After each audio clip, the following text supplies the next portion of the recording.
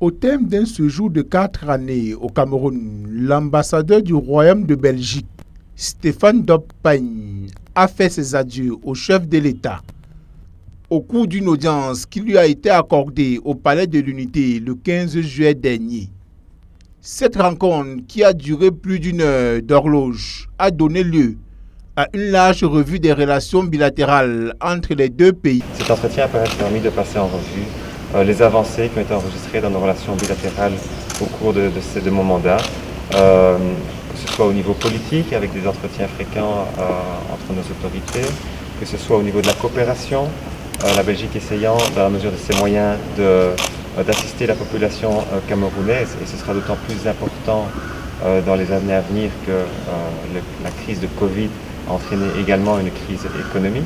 S'exprimant devant la presse, le diplomate belge a relevé les avancées enregistrées au niveau politique avec les entretiens fréquents entre les personnalités des deux pays au plus haut sommet.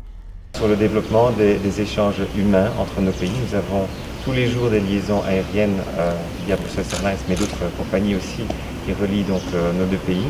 Et nous avons une très grosse communauté, très grande diaspora camerounaise en Belgique, notamment au niveau des étudiants. La Belgique, les universités et les grandes écoles belges étant très populaires auprès des étudiants. Sur la Covid-19, Stéphane Doppe-Payne a indiqué que l'appui belge sera d'autant plus important dans les années à venir.